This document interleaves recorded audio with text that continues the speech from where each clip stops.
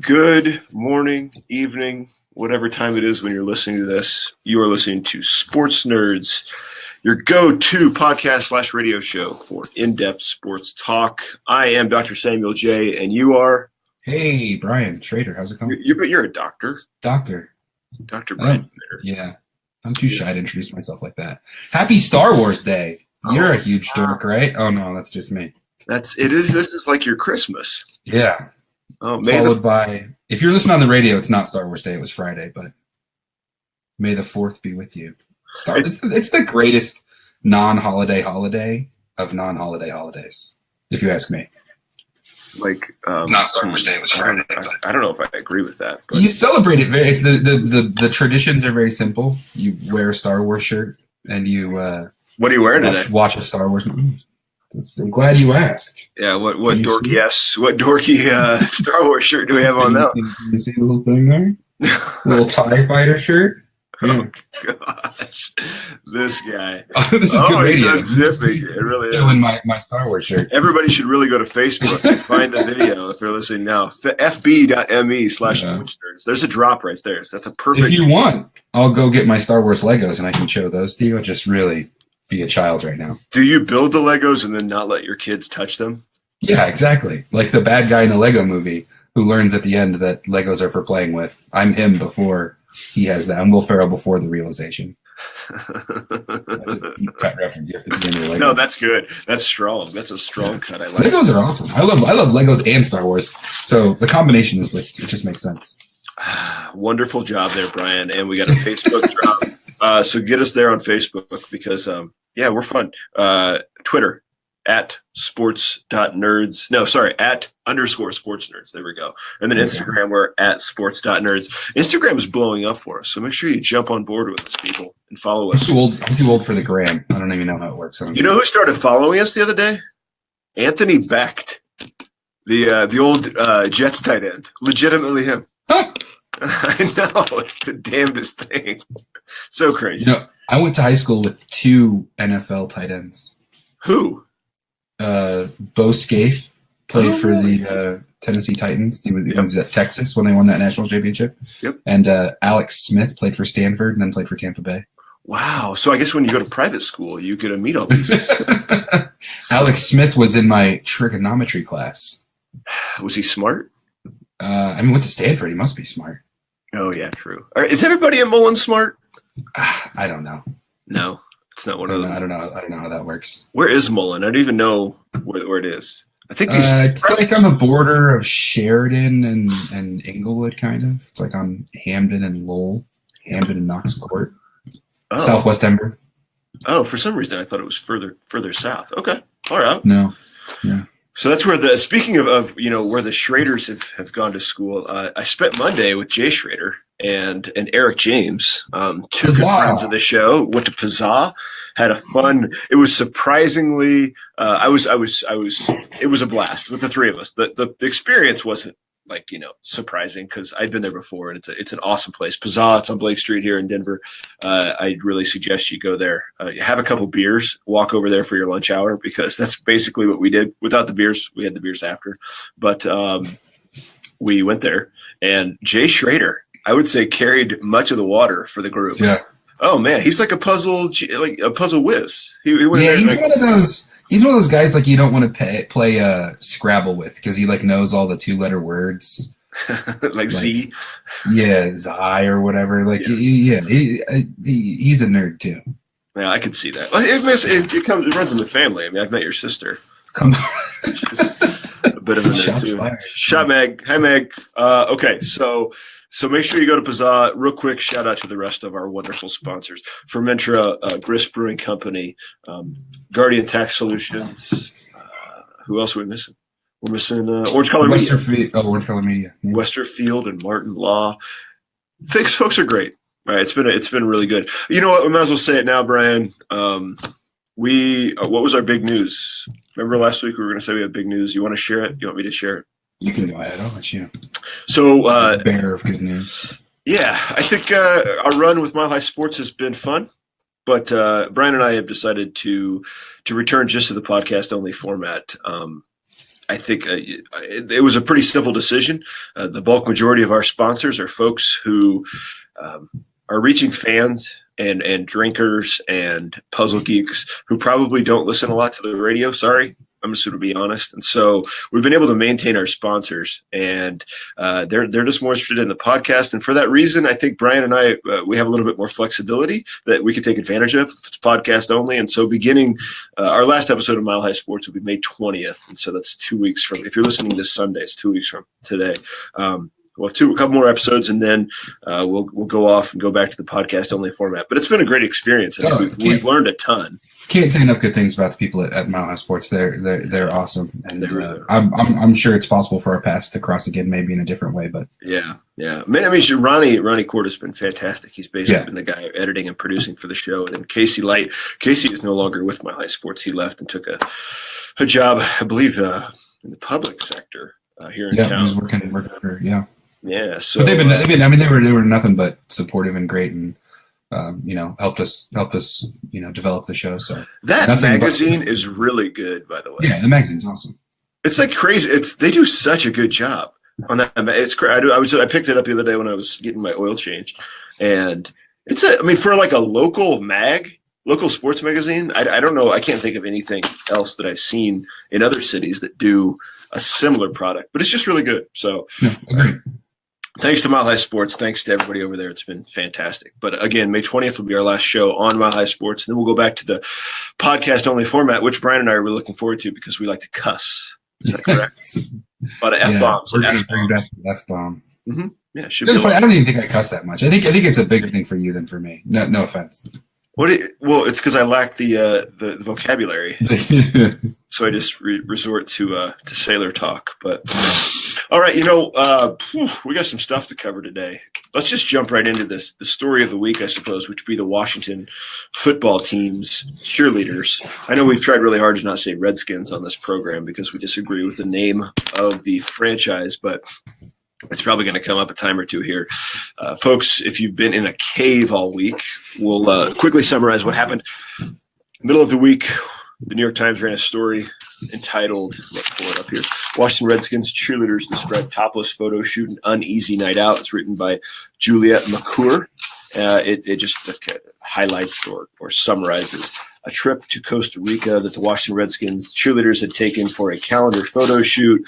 The calendar photo shoot, according to the story, kind of unraveled into something that was a little bit more salacious. The cheerleaders being asked to be escorts, doing topless events for some fans who were in attendance. It got a little bit sketchy. Let's leave it at that. And then we will talk about this interview that happened this morning, right before we were recording on the Today Show, which I think, to me, it was a horrible interview, not because of who was being interviewed, but because of who was doing the interviewing. So why don't you go ahead? What are what gaps we want to fill in here with this Redskins story? I don't know. I mean, the story is absolutely crazy.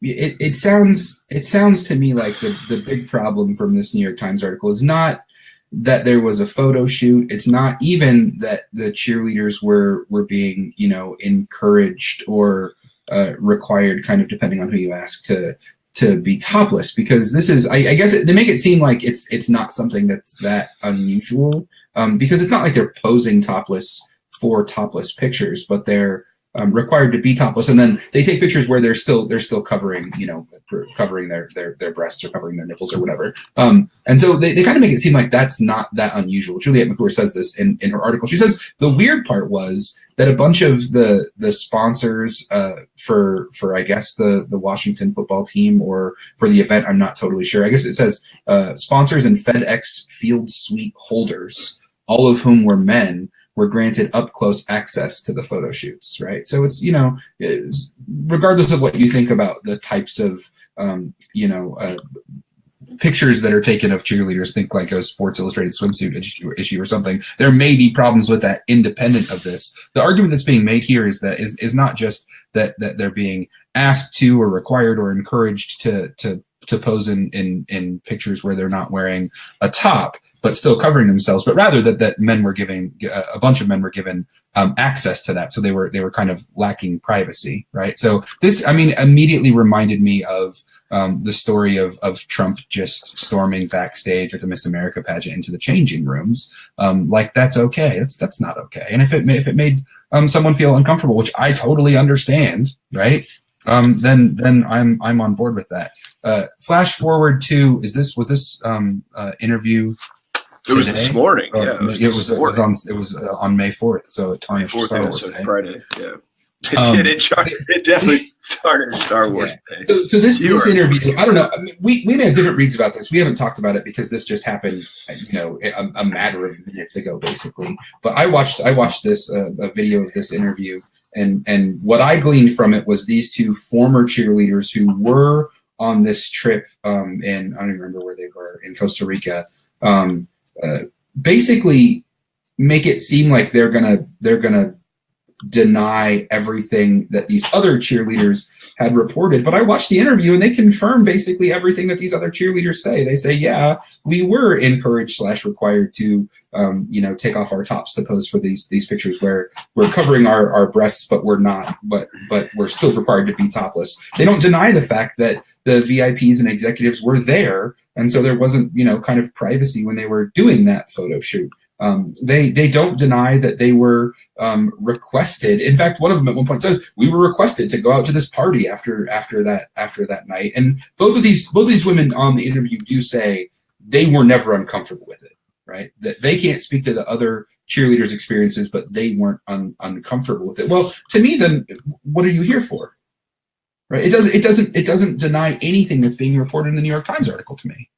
And here's another point too that I was slightly bothered by, and you can't draw a too wide of a conclusion. I don't want to paint with too broad of a brush here. But the two women on this Today Show interview say that they were requested to come and do this interview by the Washington football franchise, right? So it's kind of clear whose interests are being represented here. I don't know. Okay, so I guess my issue is not okay.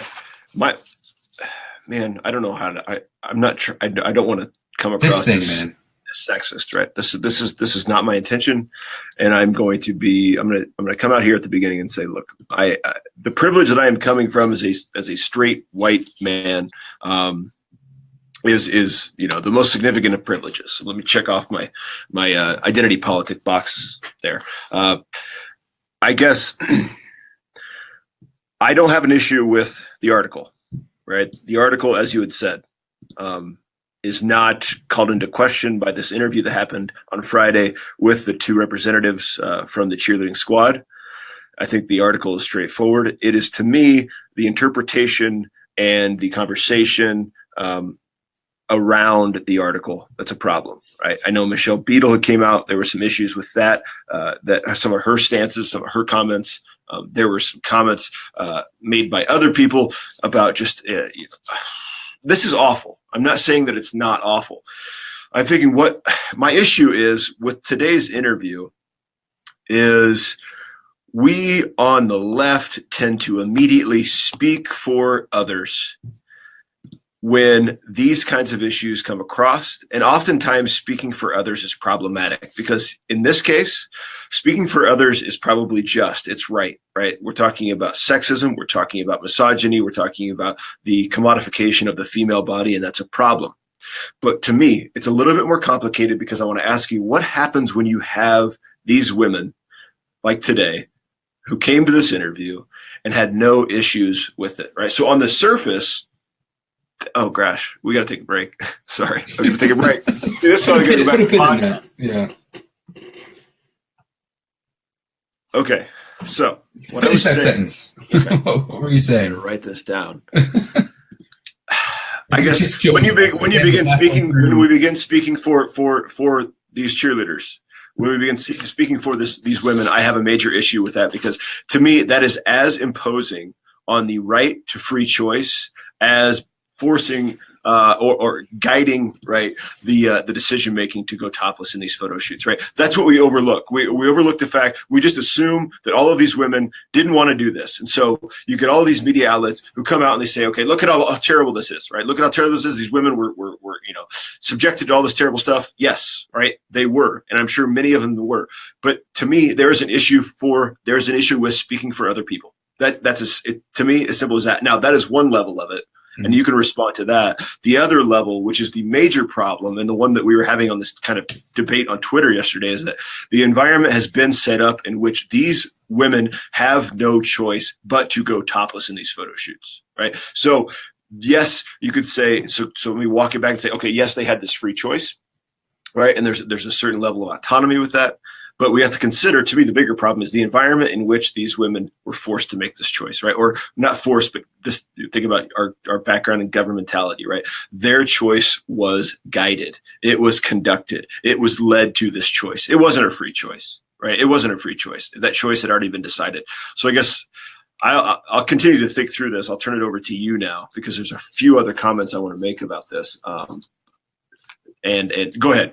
You go. No, the argument that you're making about agency is right on, and it's a tricky argument. It's a real sticky issue, right? Because on the one hand, you want to say are systems where people are coerced or pressured or incentivized or threatened into a certain behavior always ones where the person who's being compelled to do that thing is a victim, right? Or is maybe a victim saying it too strongly, but is losing their free agency, is losing their ability to choose, right? But the double bind of this agency argument, this is a really interesting debate that's kind of like, if you want to get really academic about it, it's sort of a Judith Butler argument, conceptualization of agency versus some other folks who have pushed back on that vision of agency. But basically what it says is that conceptualization of choice and agency eliminates the possibility of people who may be being pressured, but also could be making that choice in an affirmative way for their own reasons. Yes. Right? Does that make sense? Yes. So this has been sort of like the double bind of sort of feminism, right? Like on the one hand, you could make the argument that it's unfair for women to sort of have to dress in particular ways that society deems attractive or something like that. But isn't it also unfair to say that women can't choose to do that based on their own agency and their own free choice? So I understand the problematic that you're talking about. The reason why in this particular case, I think that we have to say that this is not just a case of a couple of cheerleaders who were uncomfortable and a bunch of them weren't uncomfortable, and it really was just kind of a how do you interpret the situation, is because of the broader context of both cheerleading in the NFL and all the other stories that we've heard about the conduct regulations and about how they're not paid very well, and kind of how they have to go out and in a lot of places and go out and sell calendars out in tailgating parties in the parking lots and all this other kind of ridiculous stuff in the NFL. I think that we can also say it's a problem inside of the Washington organization, which has been plagued with controversies. We've already alluded to the sort of racism debate about the name of their football team, and I think too that a broader context that's outside of football, outside of the Washington franchise, is that we're in the midst of a Me Too movement where we need to. I think it's important to point at these things that maybe we wouldn't have raised an eyebrow at before and say, why in the world would an organization put its employees in a situation where they're expected to undress in front of a bunch of corporate sponsors and a bunch of longtime season ticket holders just because they're important business partners for that organization. That reeks to me of the sort of corporate culture that the Me Too movement is kind of decrying, is saying that if that's the way that things used to get done, they're not gonna happen like that anymore. And a really fascinating stuff in this New York Times article too says this was not a case where it was just some sponsors that snuck behind a rope and snuck a peek at cheerleaders who were changing their clothes or something like that. This was upper administrators, upper ownership and upper management of the Washington franchise who were there and orchestrating this nonsense, right? This was,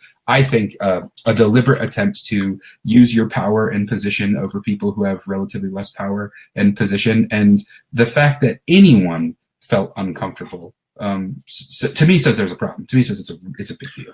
Thank you for reminding me that I am awful at explaining things verbally, but I guess I can write this stuff out because I was just sifting through my dissertation to make sure I didn't sound as stupid in that as I did with my take, because I think you nailed it perfectly. No, I said the exact same thing you said. No, but your articulation of it was just better. And it's the idea that there are so many levels of decision making and so many levels of power that are happening in this particular situation, but also just in general in kind of neoliberalism, that, we have this choice that is being made by these women, but that's at one level. That's at the kind of the macro level. Wait, which one? What are those levels? Okay. Then at the higher level, we have an environment in which that choice is kind of guided and structured. And so, you nailed it perfectly, right? The fact that, go ahead.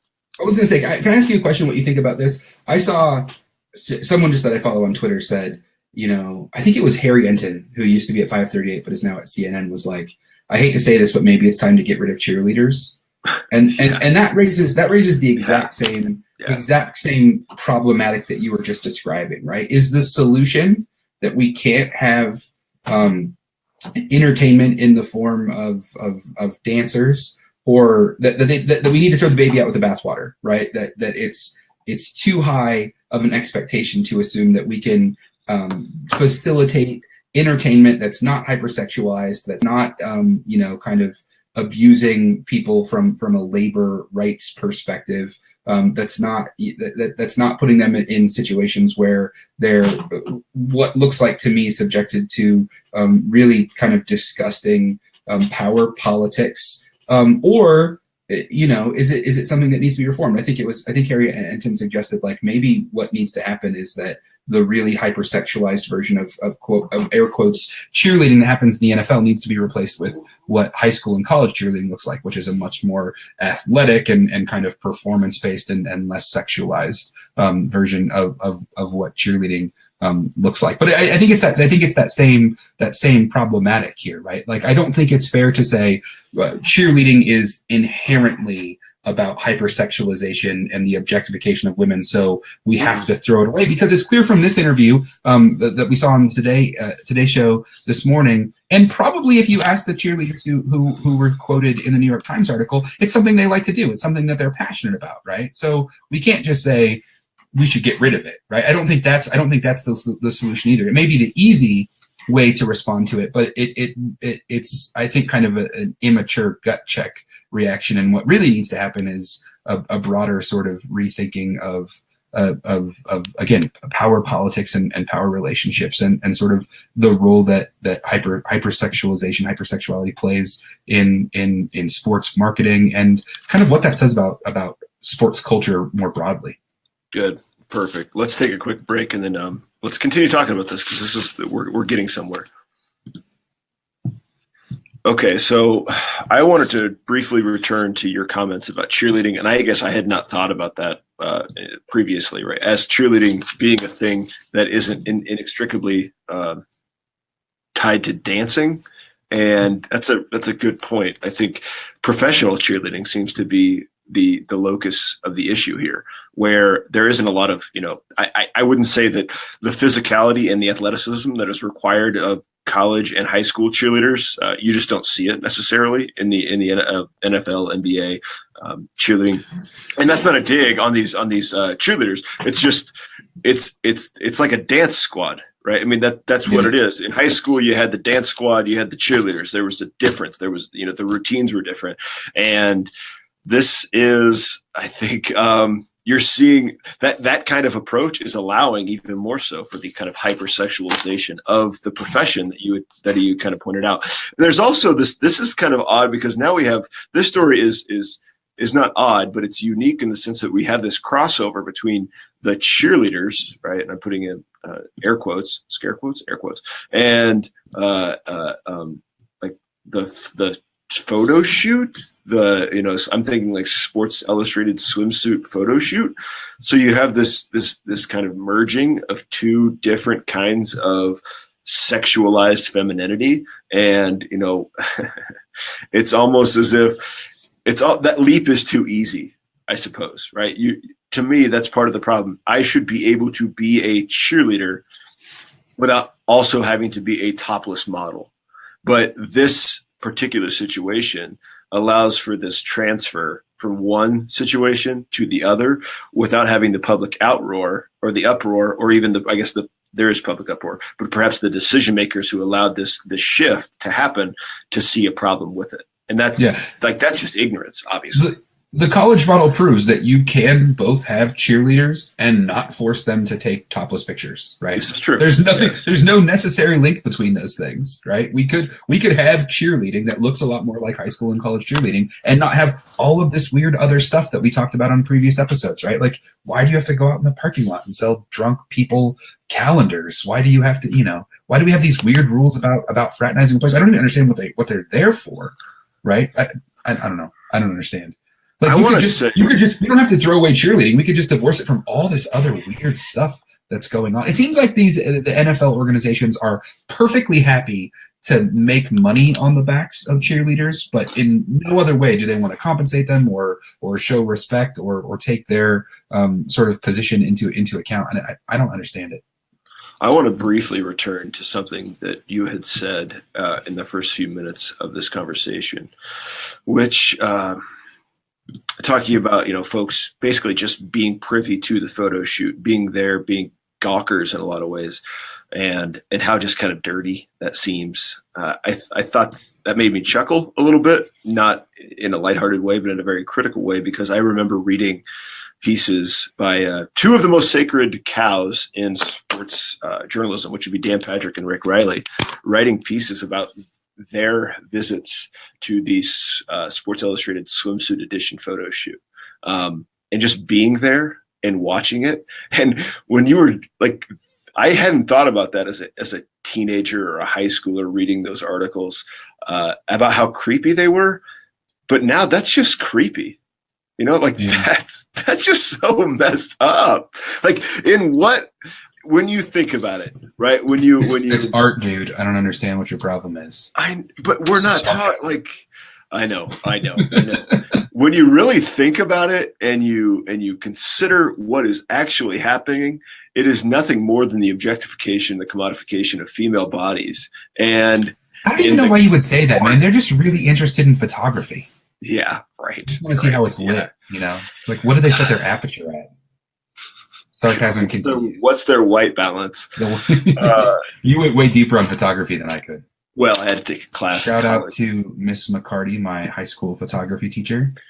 Took photography 1 and 2. Holler. That class was kind of hard. There was lots of like quizzes and tests, which is not really what you expect in the old photography class. There was a lot of walking around campus and taking pictures. Don't get me wrong, but now you don't even have to remember that stuff. You don't have to remember that stuff because of digital photography.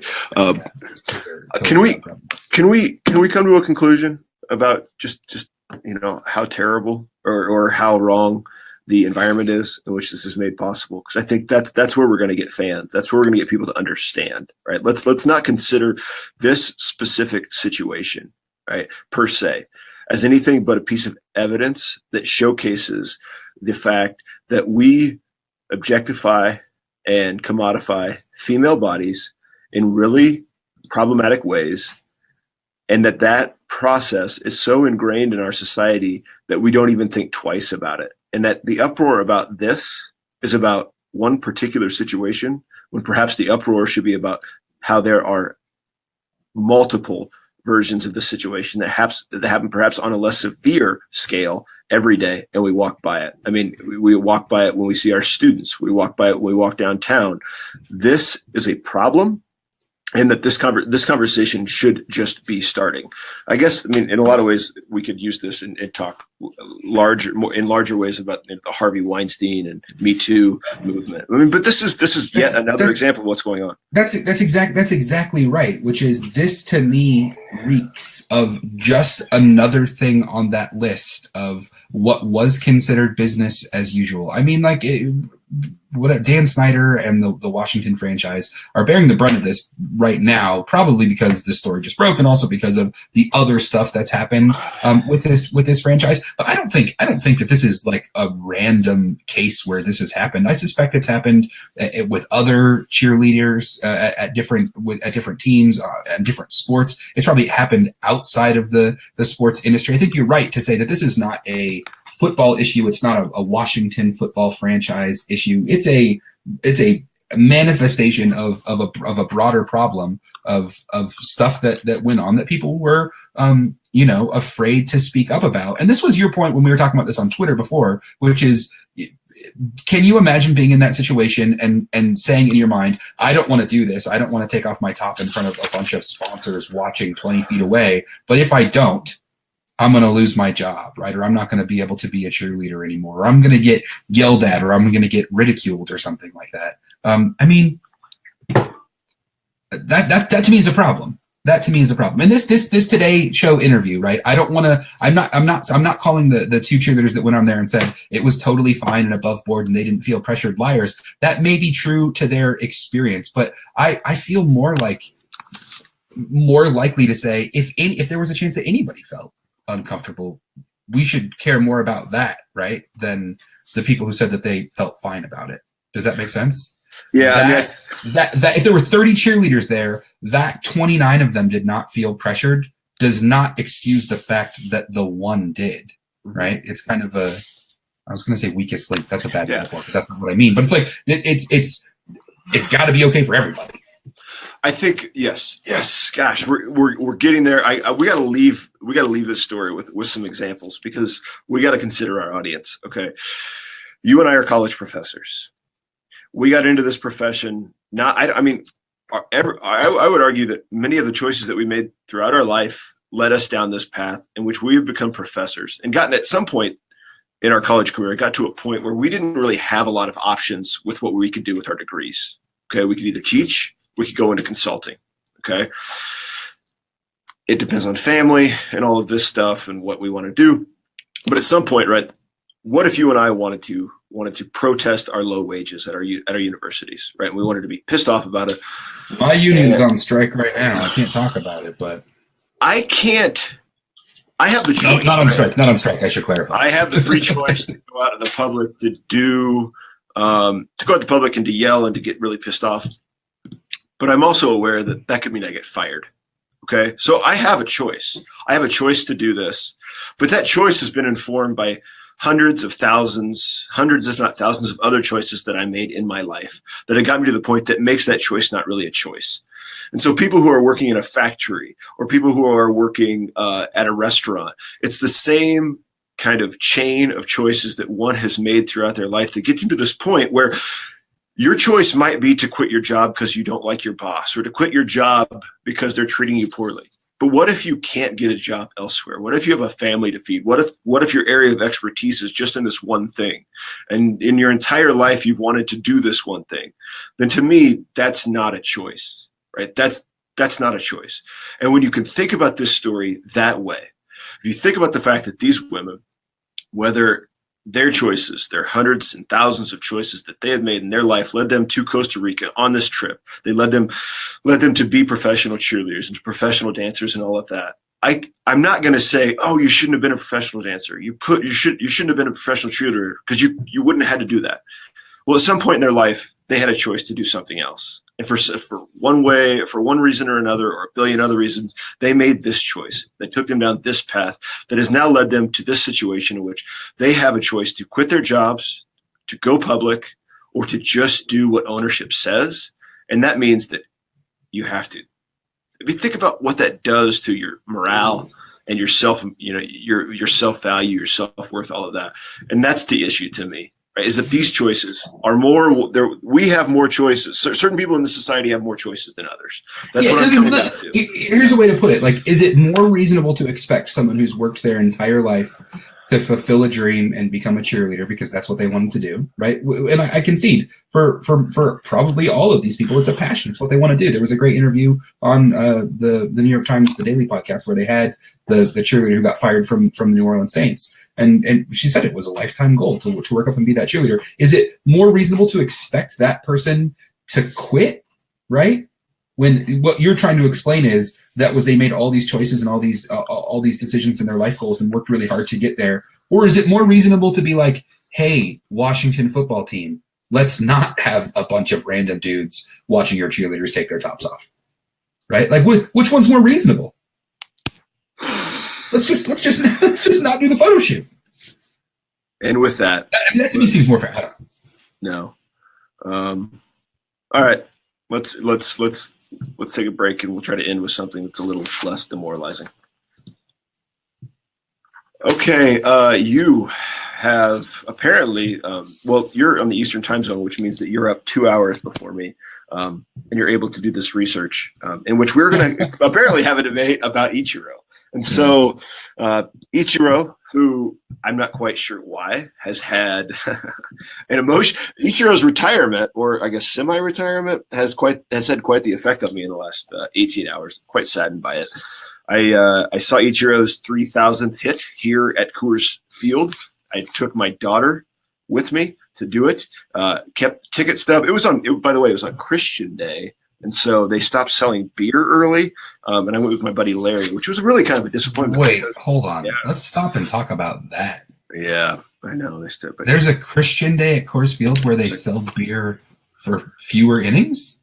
Yes. They made it. Yes, it's fewer innings. We have to stop recording. I can't even wrap my head around this. I know. I think Jars of Clay played a concert or something afterwards. But Faith Day. Faith Day? Faith Day. There we go. Faith Day. That's a presented by Chick-fil-A. Mm-hmm. Well, obviously. Okay. You've totally gotten me. You've knocked me off. I have. See, like, boom, right? Like I'm thinking, this is how you fight. What does stopping selling beer earlier have to do with Faith Day? Hey, Jesus didn't want that, man.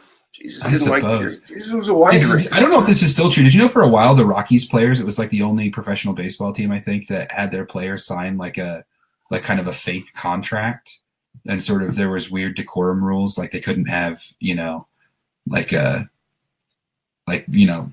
Maxim magazine or whatever in the clubhouse and stuff like that.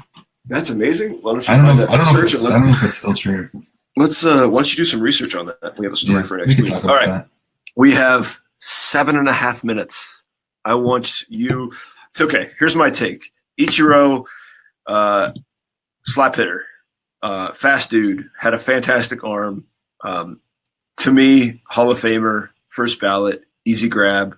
I'm not sure that his type of play is valued in today's world, and I think, or today's game, and I think you are going to respond to that with some, informed opinion. But I think with a good manager, Ichiro's style of play might still be valuable in a world where we are okay with strikeouts and we want home runs, because, again, the dude got on base a good chunk of time. I know he hit a lot of singles. He just came at baseball with a very different perspective than what we're used to. And I think I was more intrigued by the mythos around Ichiro, which is something we've talked about before, especially with Asian players, and how that itself is kind of a Western characterization. But go ahead. All right, I think exactly what you said is correct. I think the myth and the legend of Ichiro was much better than the on-field product. I just I'm giggling if you're watching this on Facebook Live, because that's the most full-throated endorsement you can give a guy who you think is a first ballot Hall of Famer. There seems to be consensus, first ballot Hall of Famer, and all we can say is, he was pretty good. His arm was okay, and he hit a lot of singles or something like that. I don't say it with me now. Overrated. That's all I think about when I think about Ichiro. But who's overrating him though? The dude that's the thing. Well known for the records that he broke were things like hits in a single season, and he always led the league in hits. But he just hit a ton of singles. You said it. He was supposed to be lightning fast. He didn't even really hit that many doubles. But he has 117 home runs. Who's overrating him, Brian? But who's over? Like that's the everyone. Who though? Who? Well, here's a good example of him being overrated. He wins the AL MVP in 2001, the same year he wins the Rookie of the Year. He played in Japan for a handful of years before that. Like, one thing that is really interesting about Ichiro that I think is undeniable is if you combine his hits in Japan with his hits in the United States, he has like 5,000 hits, right? I mean, he played baseball forever. This year would have been his 18th year in the major league, but in the major league or in professional or in Major League Baseball United States, and 20 something in professional baseball overall. But he wins the AL MVP in 2001. He wasn't even the best hitter on his team, right? He wasn't. Who was better? What year was Brett Boone had better WAR. Brett Boone that year had an 8.8 WAR, and Ichiro not even in the top 10 for overall WAR. He's number 9 for WAR strictly in position players. And I don't understand. The fascination with this guy was that he hit a ton of singles. Here's maybe a good point of comparison. His career batting average is 311. His career slash line 311, 355 OBP, and a 402 slugging. If you compare that with another player, right? Hold on one second. Say things while I pull up this other. You made me shut down my baseball reference. Sorry that your computer sucks. All right, here's another. It's true. It was my computer. Here's another slash line, another career slash line. 316 batting average, 414 on base percentage, 539 slugging percentage. That's way better than Ichiro, right? It's a better batting average. It's a better on base percentage, and it's a better slugging percentage. That's a better player. The numbers for the second person I just gave you was Todd Helton, right? Where was the fanfare for that guy? Well, I think Todd Helton's a Hall of Famer. I mean, I guess to me, well, oh man. But we're not. But we don't talk about Todd Helton the same way people talk about Ichiro. They just misremember how good this dude was, because he really wasn't. Here's another number: his OPS plus, his adjusted OPS, right, for his career, 107, which means for his career he was basically an average hitter. Right? You tell me. Okay. He got a lot of singles. He hit a ton of singles. He has 3,089 hits in his professional career. 80% of those, 80% are singles. The dude just got on first base a lot. And the difference between his batting average, 311, and his on-base percentage, 355, tells you that, I mean, he wasn't drawing a bunch of walks, right? He grounded out a bunch too. The guy just hit a bunch of singles. I think the reverence for Ichiro is a byproduct of him playing in kind of the infancy of sabermetrics before it took over, and people thinking that all those hits and all those singles and his artificially high batting average was really important. And it was before that we understood that you had to both be able to hit and hit with power to really be a great baseball player. I'm listening to you. I'm just trying to find his defensive WAR. I'm kind of interested in this. In which year? Just his career. Oh, in 2001, his defensive WAR was 6th overall at 2.5. And in 2001, the year he wins the MVP, he's not in the top 10 for defensive WAR. He really wasn't much. His best year was 2004 when he doesn't win the MVP. He wins it in 2001 when Jason Giambi should have won it for Oakland. Right? He hit the ball a lot. He hit a ton of singles. But the reason his WAR numbers aren't all that high, he has a career WAR, overall WAR of 59. Right? 59 wins over replacement over an 18-year career. That's just not that high. I guess I just don't. I mean, I don't. We're not on the same page in terms of our argument. I don't see who's. Oh, I haven't sensed that he's overrated. I don't sense that he's even rated. I think he's just. This is to me. Now I'm going to make some dumbass claim about the West Coast bias, but I mean, I think there is. That's a real thing, right? Right.